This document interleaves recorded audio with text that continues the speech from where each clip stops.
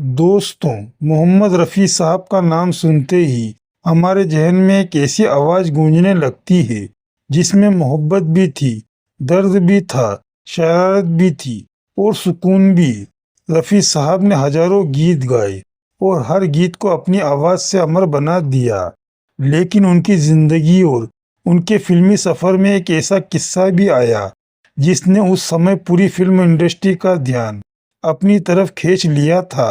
एक ऐसा गाना जिसे मोहम्मद रफ़ी साहब ने अपनी आवाज़ दी थी, एक ऐसा गाना जिसके बोल सुनकर उस दौर के सेंसर बोर्ड ने आपत्ति जता दी थी। यह मामला इतना बढ़ गया था कि फिल्म निर्माताओं को गाने के बोल बदलने पड़े, गाने को दोबारा रिकॉर्ड करना पड़ा और उसके कई दृश्य भी शूटिंग तक दोबारा करनी पड़ी। लेकिन सवाल है, आखिर उस गाने में ऐसा क्या था? क्या रफ़ी साहब के गाए उस गीत में सचमुच कुछ अश्लील था, या फिर बदलते दौर और उस समय के सख्त सामाजिक नियमों की वजह से एक सामान्य सा फिल्मी गीत विवाद में फंस गया था? और सबसे बड़ी बात, इस पूरे विवाद में मोहम्मद रफ़ी साहब का नाम क्यों आया, जबकि गीत के बोल उन्होंने लिखे ही नहीं थे? दोस्तों, आज के दौर में जब फिल्मों और गानों में बहुत कुछ आसानी से दिखाया और सुनाया जाता है, उस समय फिल्मों में कपड़ों, संवादों और गीतों में एक एक शब्द पर सेंसर बोर्ड की कड़ी नज़र रहती थी। ऐसे में रफ़ी साहब की आवाज़ में रिकॉर्ड हुआ यह गीत अचानक चर्चा का विषय बन गया। फिल्म की टीम को अपने कदम पीछे खींचने पड़े और गाने में बदलाव करना पड़ा। लेकिन जब यही बदला हुआ गीत पर्दे पर आया तो क्या लोगों को यह पसंद आया? और आखिर वह कौन सा गीत था जिसके सिर्फ कुछ शब्दों ने इतना बड़ा विवाद खड़ा कर दिया था? आज हम आपको इसी दिलचस्प और अनसुने किस्से की पूरी कहानी बताएंगे। तो अगर आप मोहम्मद रफ़ी साहब की आवाज़ से मोहब्बत करते हैं और हिंदी सिनेमा के पुराने दौर के ऐसे किस्से जानना चाहते हैं जिनके बारे में बहुत कम लोग जानते हैं, तो वीडियो को आखिर तक जरूर देखिए। वीडियो अगर पसंद आए तो इसे लाइक करें, अपने दोस्तों के साथ शेयर करें और हमारे चैनल को सब्सक्राइब करना बिल्कुल ना भूलें। दोस्तों, आप सभी का बहुत बहुत स्वागत है। मोहम्मद रफ़ी साहब भारतीय उपमहाद्वीप के उन महान गायकों में गिने जाते हैं जिनकी आवाज़ आज भी करोड़ों लोगों के दिलों में जिंदा है। उनके गाए हुए हजारों गीत आज भी बड़े प्यार से सुने जाते हैं और नई पीढ़ी भी उन्हें उतना ही पसंद करती है। खोया खोया चांद, खुला आसमान, आज मौसम बड़ा बेईमान है, आजकल तेरे मेरे प्यार के चर्चे हर जुबान पर, बहारों फूल बरसाओ, ये चांद सा रोशन चेहरा, लिखे जो खत तुझे, जैसे अनगिनत गीत आज भी संगीत प्रेमियों की पहली पसंद है। अपने लगभग 40 साल के फिल्मी सफर में मोहम्मद रफ़ी साहब ने हजारों गाने गाए। उन्होंने रोमांटिक गीतों से लेकर दर्द भरे नगमे, कव्वाली, भजन, देशभक्ति गीत और लगभग हर तरह के गीत अपनी सुरीली आवाज में रिकॉर्ड किए। आमतौर पर रफ़ी साहब को हमेशा इज्जत, प्यार और सराहना मिली, लेकिन एक ऐसा मौका भी आया जब उनके गाए हुए एक गाने पर लोगों ने आपत्ति जताई और मामला सेंसर बोर्ड तक पहुंच गया। आज हम उसी गाने की कहानी जानेंगे। आखिर वह कौन सा गीत था, उस पर आपत्ति क्यों हुई थी और बाद में फिल्म वालों ने उसमें क्या बदलाव किए। साल 1966 में निर्देशक R.K. नैयर ने यह जिंदगी कितनी हसीन है नाम की फिल्म बनाई। इस फिल्म में जॉय मुखर्जी, सायरा बानो और अशोक कुमार ने मुख्य भूमिकाएं निभाई थी। फिल्म का संगीत मशहूर संगीतकार रवि ने दिया था, जबकि गीत राजेंद्र कृष्ण ने लिखे थे।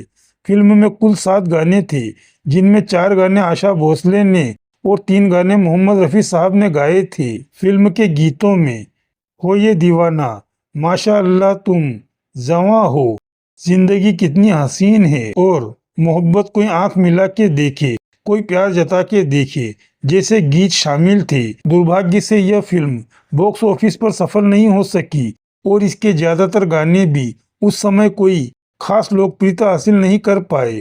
R.K. नैयर अभिनेत्री साधना के पति थे। दोनों की मुलाकात फिल्म लव इन शिमला के दौरान हुई थी।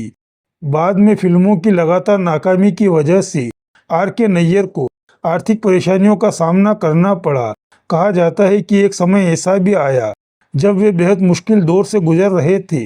हालांकि बाद में हालत कुछ बेहतर हुए, लेकिन साल 1985 में उनका निधन हो गया। दूसरी ओर साधना ने भी अपने जीवन के आखिरी वर्षों में आंखों की बीमारी का सामना किया। लेकिन अब बात करते हैं उस गाने की जिसकी वजह से इतना बड़ा विवाद खड़ा हुआ था। मोहम्मद रफ़ी साहब ने इस फिल्म के लिए 3 गाने गाए थे। उन्हीं में से एक गाने की कुछ पंक्तियां उस समय के सेंसर बोर्ड को उचित नहीं लगी।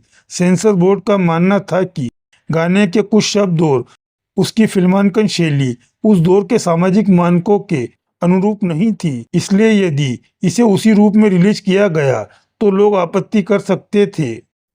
इसी वजह से फिल्म निर्माताओं से कहा गया कि या तो गाने में बदलाव किया जाए या उसके कुछ हिस्सों को बदल दिया जाए।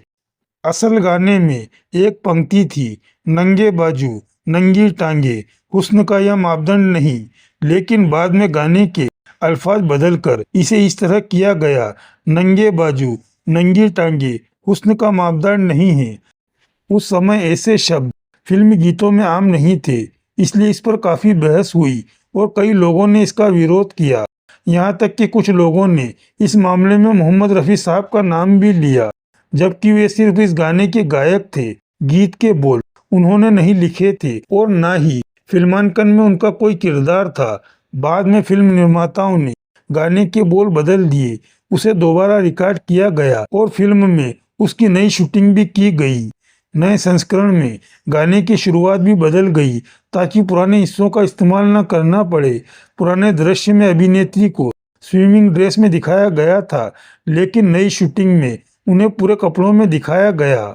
बदलाव के बाद गाने की कुछ पंक्तियां इस तरह सुनाई दी, नंगे बाजू नंगी टांगे। समय के साथ लोगों की सोच भी बदली और आज इस गाने को पहले जैसा विवादित नहीं माना जाता है। आज बहुत से लोग इसे सिर्फ एक फिल्मी गीत के रूप में सुनते हैं, जबकि उस दौर में यही गाना एक बड़ी बहस का विषय बन गया था। मोहम्मद रफ़ी साहब हमेशा अपनी सादगी, शालीनता और उच्च संस्कार के लिए माने जाते थे। उनकी पूरी जिंदगी इस बात की गवाह है कि उन्होंने अपनी आवाज़ से करोड़ों लोगों के दिल जीते। हालांकि उनके कुछ गाने कभी कभार विवादों का हिस्सा बने, लेकिन इससे उनकी महान शख्सियत और बेमिसाल कला पर कभी कोई असर नहीं पड़ा। लेकिन कहानी यहीं खत्म नहीं होती। इस घटना के बाद फिल्मी दुनिया में सेंसर बोर्ड की भूमिका को लेकर भी काफ़ी बहस हुई। कुछ लोगों का ख्याल था कि बोर्ड ने सामाजिक और नैतिक मानकों की रक्षा के लिए सही फैसला किया, जबकि दूसरे लोगों के नज़दीक यह सिर्फ एक फिल्म गीत था जिसे ज़रूरत से ज़्यादा विवादित बना दिया गया। उस दौर में फिल्मों के लिबास, संवाद और गानों पर काफ़ी सख्त नज़र रखी जाती थी, इसलिए जरा सी बात भी बढ़कर बड़ी बहस बन जाती थी। बाद के वर्षों में यही नियम और मानक काफ़ी हद तक बदले और नरम होते चले गए।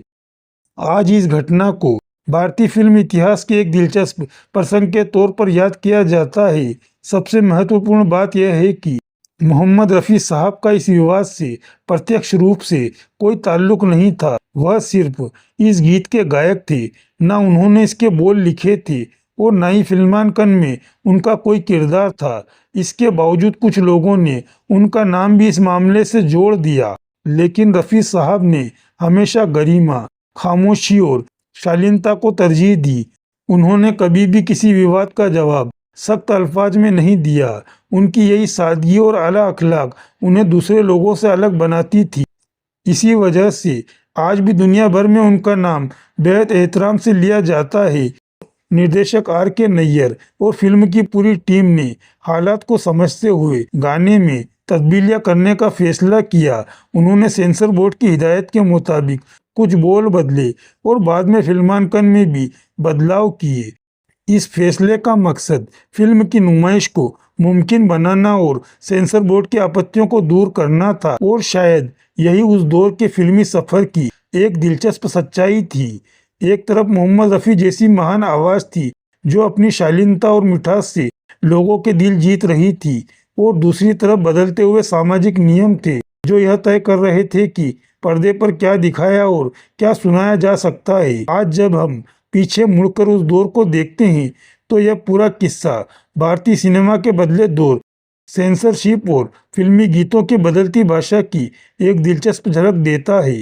मोहम्मद रफ़ी साहब इस दुनिया में नहीं हैं, लेकिन उनकी आवाज़ आज भी हमारे बीच में जिंदा है।